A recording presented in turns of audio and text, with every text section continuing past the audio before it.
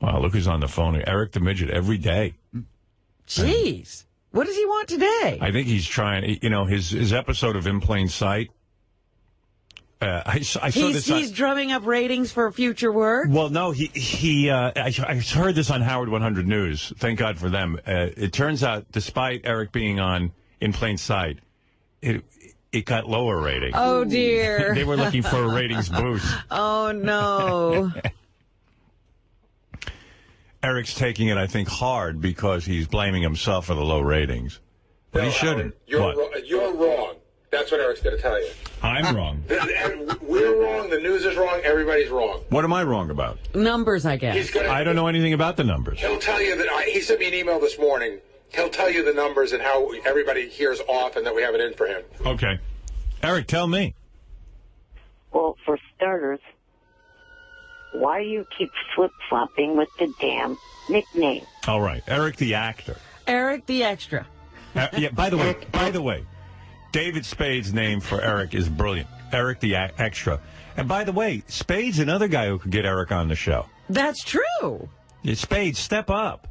How about Don't just name him, employ him. What's the name of David Spade's show? Oh, God. 2.5 Men, right? No. What's he on? No. Rules of engagement. Rules of engagement. Oh. Rules of engagement. It just escaped me. Isn't he making like $1 million an episode on 2.5 Men? Not 2.5 Men. Come on. The thing is, though, with that show, it's not one of CBS's able shows. They keep flip-flopping with that one. That's why they need you. Keep it on and then take it off. Keep it on and take it off. Like tonight. Do they take it on and take it off? What does he care about that? He seems to be concerned about being on a hit show. All I know is... Tomorrow night it's making its return after being off of air for a couple of months. Eric, we can't get you on hit shows. Anyway, here's the facts. When Eric appeared on Fringe, the ratings were lower than usual. And it seems like whatever show he goes on... It's a trend. Yeah, In Plain Sight was lower than usual. Right. Well, I know that Dream show. What was it called? Dream? American Dream. American Dream. It was trying to stay on the air. And it went off as soon as Eric was on. And they hired Eric, yeah. They took it immediately off. Well, that one was decided before the episode aired. They were... How about Eric the Show Killer? Yeah, that's it. That was the name I had. Eric the Show Killer. That show was their series finale. That's what they were considering. It was already pretty much decided before it even aired. All right, anyway, what do you want to say about In Plain Sight? Because I'm not spending a long time on the air with you this morning because you've been hogging the air all week. And excuse me, how the hell did I hog the air yesterday? I was asleep. You were on the show yesterday. No, I was not. Oh. Unless I sleep called you. Seems like you've had a lot of airtime, though. He has. Yeah. Between the news department and our show. And he's on every day. He's on every day. And he's got to understand, I can't pick up on him every single day. I can't. What do you got there, Gary? Ratings? The numbers, yeah. Okay, let me take a look. In Plain Sight. Okay. The week before Eric's episode, 4.01 million. The week of Eric's episode, 3.76 million. So there was a drop. Yeah. What happened there, Eric? It's the Eric curse.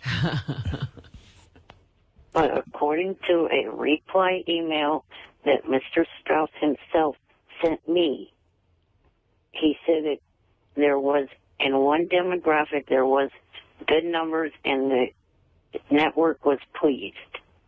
They were number one in a particular demo. I think it was men 25 to 54. Number one in the cars. Those are probably our fans. You know what I mean? Because we have men 25 to 54. But Eric, you see overall the show was down from the previous week. Are you attributing that to Eric's performance? I don't know. Yeah. It just seems to be the curse of Eric. It's not an accusation. It's a fact. The ratings are down from the week And so before. far, every show Eric's been on has gone down. They certainly haven't gone up. Right. To me, if the network executives are fine with it, fuck you. Right. Now you're officially an actor. All right, Eric. Well, congratulations then, I guess. Thank you. All right. That's Eric the actor or Eric the extra. Eric the extra. It's true. He's not quite an actor yet. Eric the extra.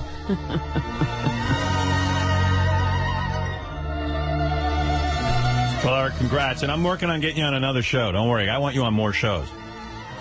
And if any other shows are listening right now and want lower ratings, please get in touch with us. Yes, if you're looking for a ratings drop, you got too many. Yeah.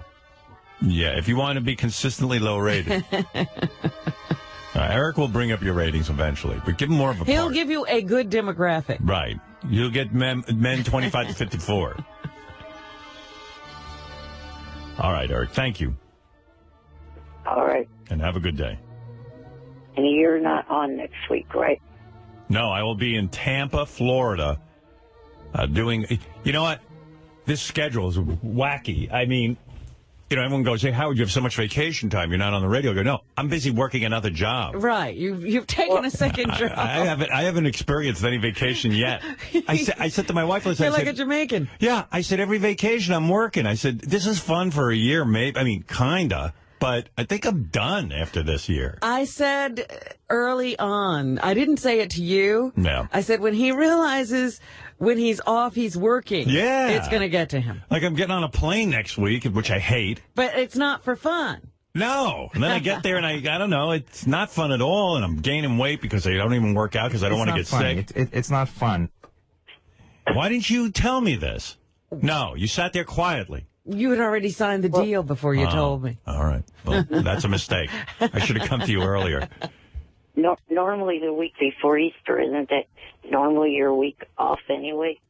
Yeah, but it's not a week off anymore. Well, yeah, but I mean... Hey, that's another thing. You can't see him, but he'll still be working. Yeah, I had to train. I had a. Yeah, people write, oh, I can't believe you're not working. I go, no, I am working. But it'll all pay off in May when I'm on TV. And everybody gets to see you. Everyone gets to see me. In all my judging glory. Were you watching The Voice Monday night? Why? Because they aired a commercial for America's Got Talent that featured you in it. Really? Oh, that's cool. Including showing like a preview of you sitting at the judging table saying yes to someone. Yeah, of course I knew that, Eric. Wow. I watched it 4 times. You think I'm any different than you? I get excited when I see me. Don't you watch your own episodes? Of course. Yeah, exactly. Well, I wasn't sure if you watched The Voice or not. Yeah, I know. I normally watch The Voice, but I paid extra attention because I knew my promo was coming up. But you got to admit, Eric, it's exciting when you see me there in all my glory. Yeah, I was wondering what one of the stops that was that they used for that. What? Oh, where was I? Where? Oh, where? What location? Yeah. Yeah, I don't. You know what? Tony Coburn just asked me. She goes, "Do you know what location that was?" And I go, "How? I don't know. I mean, I don't know what they did. They all look alike. Nobody sits and consults me."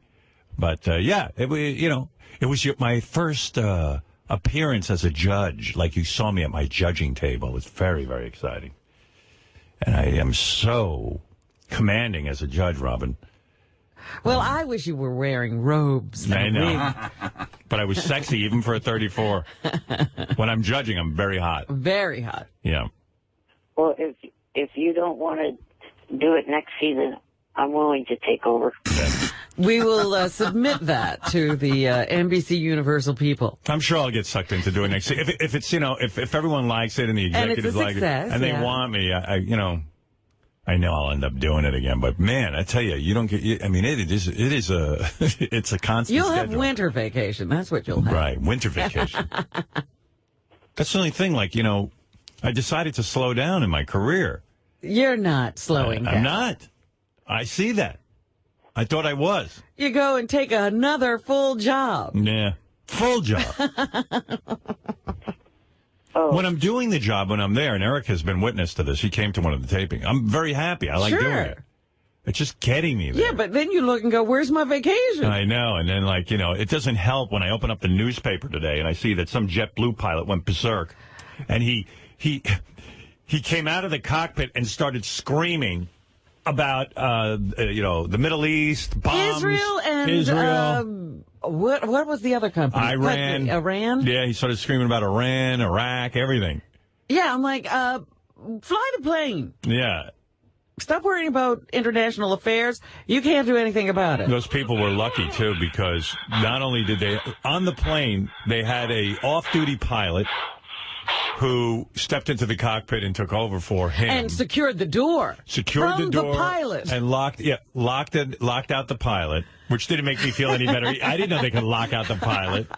That was shitty. And then all the people on the plane were going to a security convention, which is a bunch of guys who know how to, like, put you in a chokehold and knock you out. I wondered why all those guys looked so big and burly. Yeah, they're at a security convention. Oh. Yeah, I mean... Because they were headed to Vegas. Wrong plane to go berserk on. Didn't they tell him who his passengers were? No, they chokehold the guy. And the pilot was super strong. Like, imagine I have to subdue a pilot.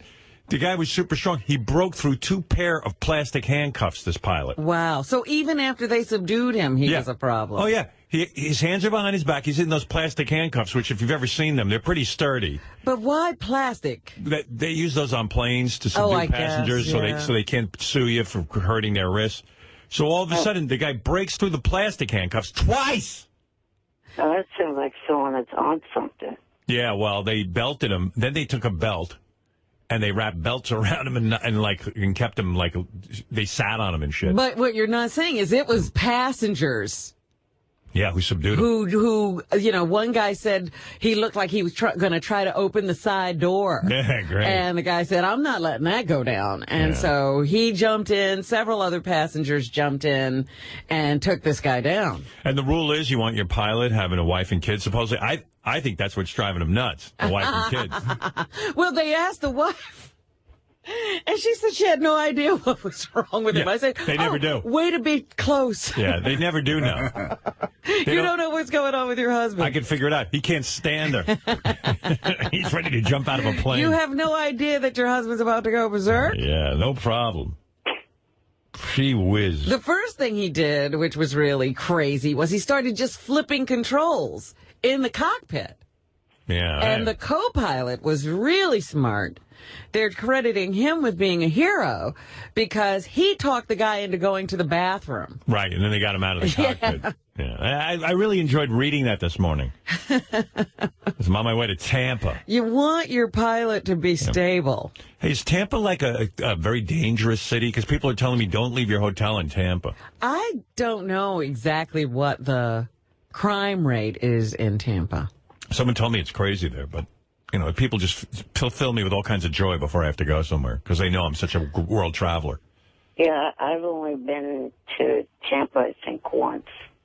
So I don't know. What were you doing there? I have, my mom has relatives there. No. Hey, Ronnie, you know anything about Tampa? Well, just to ease your mind a little bit, the venue we're going to is not in Tampa. Oh, is that right? It's in St. Petersburg. Oh, how far that's is that? a nice Which place. is really nice. Yeah. Then why are we going to Tampa? Well, we're flying into Tampa. Oh, I see. Yeah. And then you're getting the hell out of there. Is Tampa fucked up? I've been to Tampa. It's not bad. Yeah, I don't know what everyone's been there. People It's keep nice. telling me it's really, really bad there. Oh, no. I've been there. It's really nice. Yeah. They got some nice, they got some nice clubs there and everything. And It's really because, nice. you go to strip club. No, not strip He was club. about to say nice malls. Yeah. Yeah, well, the Well, club. that's a good indication. See, you're laughing already, and you don't even let me talk, okay? The club that I went to, the Blue Martini, is in a mall. Blue Martini. It's a club. It's not a strip club. It's a regular club. Meanwhile, wherever I go to what city, I get in trouble, because I'm honest, I went to St. Louis. I said lovely things about the people, the talent, everything, right? I said all kinds of nice stuff. The one thing I said is, out my window is that arch that they have, the gateway to the Midwest, the St. Louis Arch. And I said, it's just not impressive. I didn't like it. Big articles all over St. Louis. Howard Stern, this is our city. Well, you know how people are about where they live. There's a ride in that thing. There's I you heard. get in this little tube. Great. And it goes up. Goes up to the top. Wow. With 5 people in it. That's what I want to do. But, I was looking at the thing. I wasn't that impressed. So I said to Robin, I'm not that impressed. And Robin kind of goofed on it, too. And it was like, here. Howard Stern loves talent in St. Louis, but has nothing nice to say about city. Meanwhile, I said a ton of nice things. I said he used to go visit my daughter there, and we'd always had a good time. But no, this is how it comes out in the newspaper. Shock Jock and America's Got Talent, Judge Howard Stern praised the talent at St. Louis's audition for the show, but lambasted our fine city itself. Stern took to the airwaves with his Sirius XM radio show yesterday morning to talk about his weekend in St. Louis and the auditions at the fabulous Fox Theater. Stern was there judging. Yeah, I also mentioned that when you drive downtown, there's absolutely no traffic because it looks like the city's just kind of abandoned. Yeah, it was very, very quiet place. Yeah, and no one knows that? I'm the only one who pointed that out? That's typical of sort of Midwestern cities. On a weekend, they're empty. Weekend? We weren't there. We were there during the week. It was during the weekend? Yeah. It was empty? It was quiet. Oh, It dear. was very quiet. Stern then went on to say that after being jiffering around the city all weekend, I was there partially of the Right. weekend, he concluded it looked dead and seemed to be in worse shape than Detroit. The showman said he asked his driver if there was ever any traffic in town, and he was told there is some occasionally when there's a Cardinals game. But disrespecting what he saw at the St. Louis dismal downtown wasn't enough for Stern, who tossed in some jabs about our town's proud centerpiece, the Gateway Arch. Stern said he didn't get it and thought it looked strange, situated on the landscape all by itself. He and his radio sidekick, Robin Quivers, said they wondered if the arch was a McDonald's commercial gone wrong. Hey, I'm like the only person who ever saw it and wasn't impressed. It's not that impressive, that's all. Yeah, all it is a big It's a big arch. arch. Yeah, it's half the McDonald's. No, it's huge. No, but I mean, there's two humps in McDonald's. Right, there's only one hump. Honestly, Yeah, it looks, from my window, it looked about the same size as the McDonald's arch. Didn't seem that big, I think it was pretty big. Yeah, it didn't seem that impressive to me, that's all. And, No, I mean, it was... look, this is my country, too. I want everything to be impressive, but let's be honest. It's not exactly something you're going to spend all day looking at. The one cool thing about it that I thought about St. Louis was one end of the city has the baseball field in the city. Yeah. And the other end has the football field. Yeah, it's in the city. Right in the weird. city. Yeah, when would you ever see that? Well, you see that in Baltimore. Yeah, right. Exactly. And Chicago also, I think. And Tampa, I don't know, all of a sudden I'm going there. I don't know anything about Tampa. People start in with me, don't leave your hotel in Tampa. Tampa's nice. Well, there's only two places to avoid. That's what I thought. College Hill and Tampa Heights. Well, we're not going to be there, I'm sure. What is that, the ghetto? Well, I'm not exactly sure. I don't know Florida or Tampa at all, but they say College Hill is a neighborhood well known for gang activity, drive-by shootings, carjacking, burglaries. Yeah, but isn't that And in Tampa Heights, it was listed as the 17th most dangerous neighborhood in the nation. Wow. Yeah, but doesn't Your chance of being a victim of crime is 1 in 9. Yeah, I was planning on going to those two places. Yeah, but doesn't But every other than city that, have there's a some nice ghetto? places. Of course. Of course. He's staying in that area. Yeah, they're putting me up there. Those are the two places you don't want to be. That's how you know you're doing bad on America's Got Talent. If they book you a room Right. in the 17th most dangerous place. One thing I got to say about St. Louis, that hotel is amazing. Yeah, That nice. Four Seasons? Yeah, it very was nice. beautiful. Yeah. So there, you said something Yeah. nice about St. Louis. Oh, please. I go to St. Louis. I used to go for 4 years. My daughter went to college there, and I was there all the time. I always had a good time. Ridiculous. Now, before you hang up on me, Oh, you're still there. yes, I am. The episode re-airs tomorrow night at 11 o'clock East Coast time and West Coast, and 10 o'clock on Central time. You know what? I would rather be in a city with gang members outside my window over bands playing like what happened to me in Austin, Texas at that fucking South by Southwest festival. I could not sleep. You say that now, but gangs can get pretty loud. I'd rather hear people talking than The music? Yep. Gangs love me, Robin. I'm beloved by gangs. They see me as the ultimate bad boy. They're like, yeah, we be bad, but look at this guy. It's a direct quote from one of the gang. Yeah, but then you get that crossfire going and the drive-bys. Yeah. Could be dangerous. I was reading about the mob. You talk about gangs, the Cosa Nostra, the mafia. There's a trial now going on. Some guy's considered a snitch, and he's snitching out all the former mob bosses. And this one of the guys they murdered was a cop. And the reason they murdered him, not because he double-crossed the mob or he investigated the mob, because the guy happened to marry one of these mob guys' wives after he got a divorce from her. Right. And they just killed him. Stupid. He didn't do anything to the woman. He just No, married her. He just married her. That's If crazy. you're that bummed out, kill your wife. Don't kill the guy who married her. What did he do wrong? Well, as long as she's not married, he has a chance. Right. Well, the mob guy got bummed out and just said, hey, why don't you just go kill him? teach my wife a lesson. And they just while do she's it. grieving, I'll get her back. And the guys who killed him didn't even know he was a cop, and they didn't even know what he had done wrong. They don't even question They don't question it. because they want to get into the mob, and they want to be made men. What I need you to do is to kill this gentleman. They go, really? He goes, yes, go kill him, please. Any reason why? Don't worry about Don't it. ask questions. Don't ask questions. Asshole.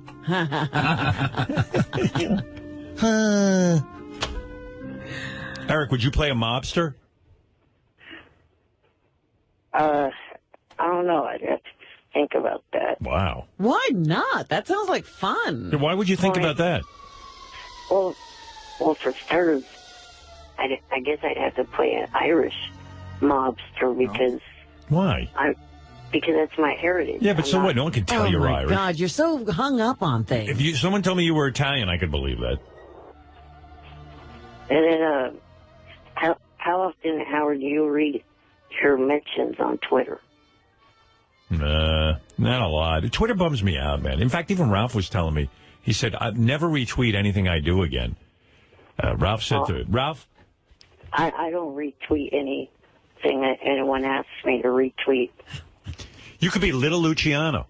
What do you think? Like an all little cast. Yeah. Like little Johnny Fratto. Not that Johnny's father was in the mob. Well, Louis Fratto. Little Louis Fratto. actually, it's kind of interesting you say that because Johnny told me that his son, without next to youngest son, without any prompting from Johnny and his girlfriend. Robin is making faces at me while you talk. I just want you to know that. Why are you off on this tangent? I want it. If you can keep things short. No pun intended. Said that When you tell a long story, Eric, it's lethal. what makes it longer is you talk and over me. All right, start Let me again. finish. All right, finish. But don't start all over again. I won't. All right.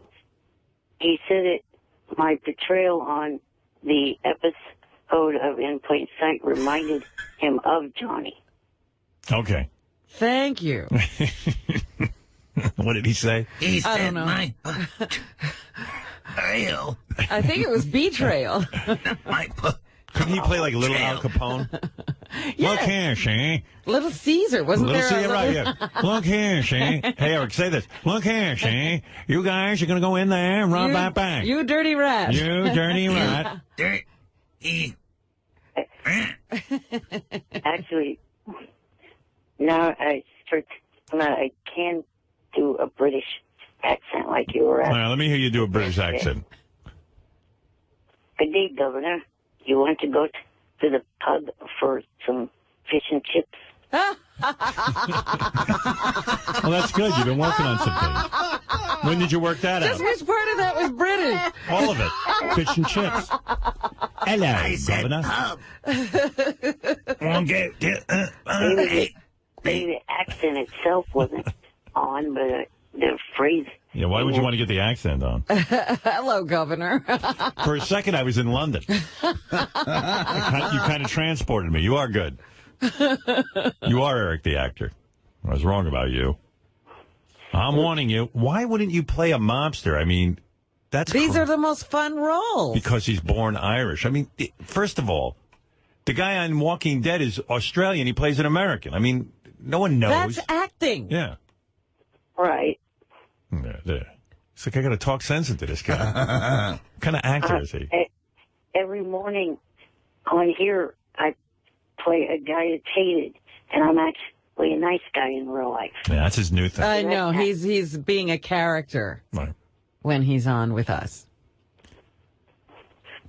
But the reason why I asked about your mentions on Twitter was because I have tweeted some things, and I've included your Twitter name in them, including one to Danny Zucker and Sarah Hyland.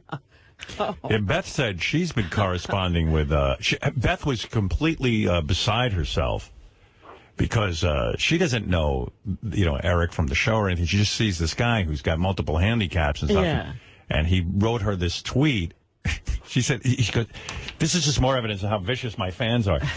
So Eric writes Beth a tweet saying, "I want you to know that I donated $100 to North Shore Animal League." I included your your Twitter name in that. Yeah, and I don't read it enough, so I miss out on all of this. Oh, right. You know what I mean? I don't really see this. Because I don't know how to go back and read everything. It disappears after a while. They clear it out. So Beth says, she wrote him back, oh, thank you, Eric the actor, or, whatever. And then the fans viciously start attacking Eric. You know what? It's nice. Fine. You gave money to animals. Don't put the amount. You asshole. Fuck you. Fuck you, you jerk. You're looking for... Whoa. Why don't you put all the amounts down, you fucking moron? Vicious. Some people didn't believe me. What? Some of the tweets, they said they didn't believe that I really did that. Right. Yeah. So it was just vicious stuff. And then Ralph said to me that I guess he's got about, 40,000 followers or something like that. I asked him how many he had, but he tweeted out, hey, watch I watched The Voice to see Howard on America's Got Talent, a little promo. I said, I'll retweet that so fans will know to tune in. I retweeted. He says, they started attacking him. They could go, you faggot. Fuck you. I wouldn't watch anything you told me to watch. You're an asshole. Oh, no. He said it was so ugly that I said, but aren't your fans my fans? I mean, he claims he has different fans. Wow. And, I guess the 40,000 that follow him are very nice. Yeah. And you opened him up to the vicious horde that follows you. Yeah, and so I really don't have the stomach for, I get a million tweets of people saying, hey, can you get us pictures of Beth? We love when you take pictures of Beth, and the less clothes, the better. And I get them, and then sometimes they go, I really shouldn't do it. I don't, because there's such shit after I do it, or people just get, and I did it, and then the next thing I know, you're a fucking asshole. Why are you putting nude pictures of your wife? And I said to Beth, do you think this is weird? Because she gives me permission to put them out there. She goes, I was a lingerie model and bikini model. I wore the same amount of clothes when I did that. But people just give me hell for everything. So it just kind of debilitates you, the Twitter. I find it very, very debilitating to go on there because it does affect me, all the negativity. It's just like, wow. I know that the creators of Twitter and the creators of Facebook, they created these social networks for people to talk nice and friendly to each other, not to be, harassed. And that's what Eric.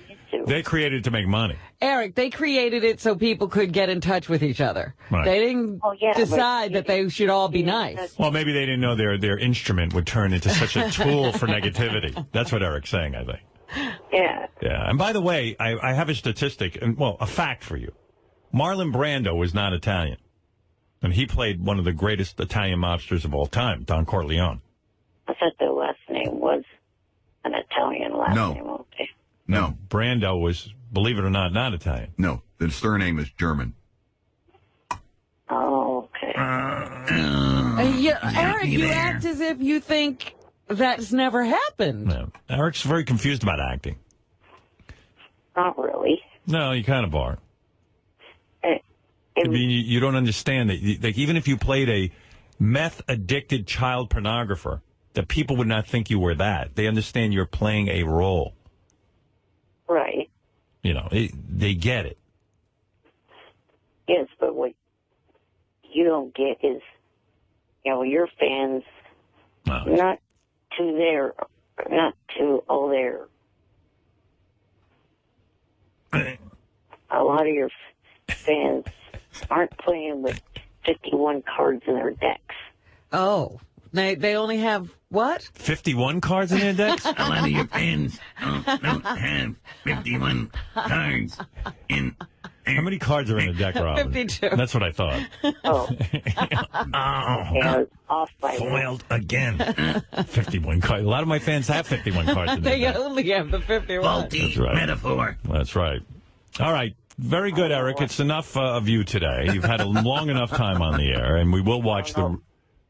Don't know why I've always heard 51 card pickup. You don't know why? Because you don't hang around with anyone. All right, Eric. Listen, I wish you luck with the replay of In Plain Sight, and thank you for the call. Okay. One last thing. Is Ronnie still in there? He left, but he's still listening. Well, I was going to say, he said that very few cities have their stadiums actually in the city. San Francisco has AT&T Park right in the city. All right. Thank you. You could tweet him that. Thanks, Eric. All right, have a great week. Yes, you too. Eric the actor. Eric the extra. I think he never wants to go because we're the only people he really talks to. Yeah. I think that's it. Like the rest of the day has no contact with humanity. Like that was his contact for the day. Now he's back on Twitter. Yeah, it's all virtual from here on out. Yeah. He's social networking the rest of the day.